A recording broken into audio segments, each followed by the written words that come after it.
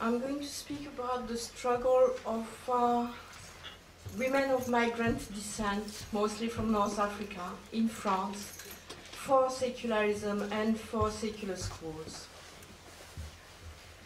As Karima mentioned, at the time of the passing of the law in 2004, there was massive support for this law by women of migrant descent from Muslim contexts. And there were demonstrations in every big and middle city in France, but also women went to the media, they spoke on TV, they spoke on radios, etc. They gave personal testimonies.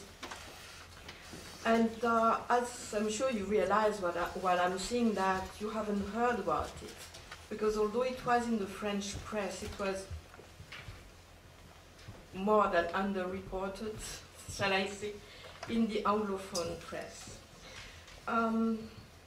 Before I get into the subject itself, I would like to clarify a few things as per the terminology I'm not going to use.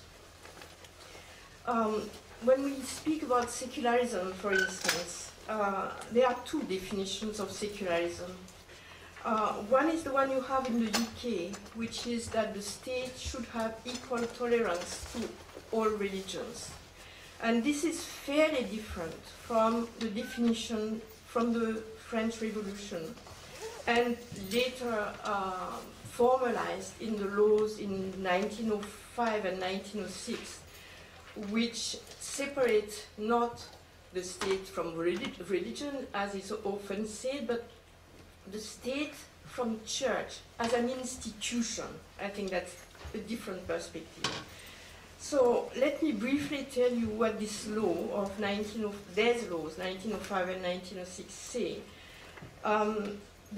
The Article 1 is that the state guarantees freedom of belief and practice. And the Article 2 is total separation between state and church, as I say, church. At that time, it was the main issue in France, with the consequence, which is spelled out, that the state will never fund anything which pertains to religion and church. Moreover, the state declares itself incompetent in matters of belief. It will never interfere. That's what the law says. One of the other consequences, which we discussed throughout this debate on the veil, in fact, is that when it is not allowed per French law to show any sign of political or religious affiliation, only in two circumstances.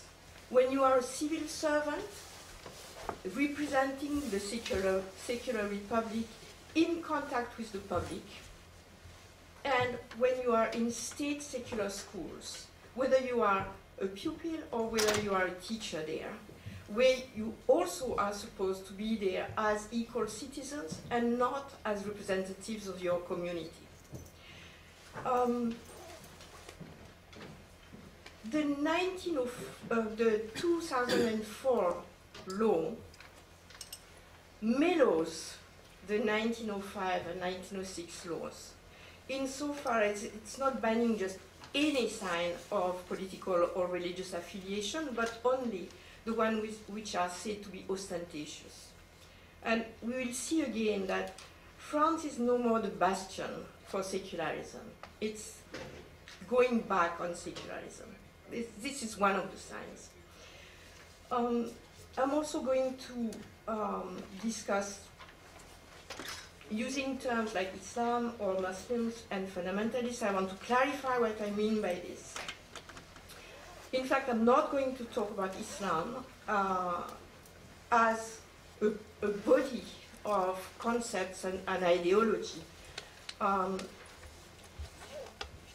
The person I mentioned, the former great Mufti of Marseille, when he hears people say, Islam says, or Islam forbids, or Islam this or that, he usually responds that he has never seen a Quran walking on the street, which is echoing the Greek philosophers, that the concept of a dog doesn't bark.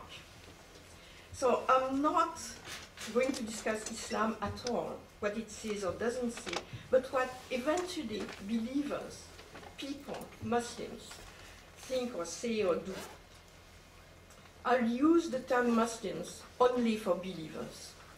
I heard throughout the day that you call Muslim anybody, all of you, anybody who was born and raised in a Muslim country or a Muslim community or a Muslim family. To be very honest, I think this is disrespectful both to believers and to unbelievers, as if it were a fate rather than a faith. I'll discuss mostly people whom I call migrant, people of migrant descent in France, coming from Muslim context or Muslim ancestry. And finally, I want to redefine fundamentalism, which is one of the core concepts for the network Women Living Under Muslim Laws, not as a religious movement, but as a political movement which uses religion to achieve political aims. So I hope we understand each other, because I could clarify this. The political context in which women of migrant descent in France fought for secularism is the following. There is a rise in the far-right forces.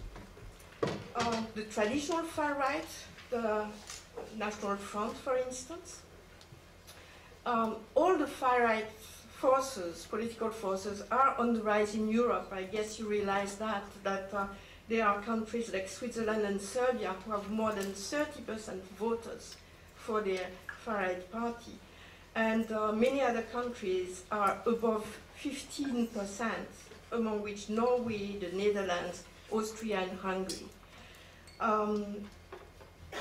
And France and Denmark are not very far from that. And recently, you could see with the promotion of Marine Le Pen at the head of the National Front that she is also talking about secularism, hijacking the concept of secularism, which many right-wing and far-right forces are doing, which of course make our struggle for secularism much more difficult than it should be.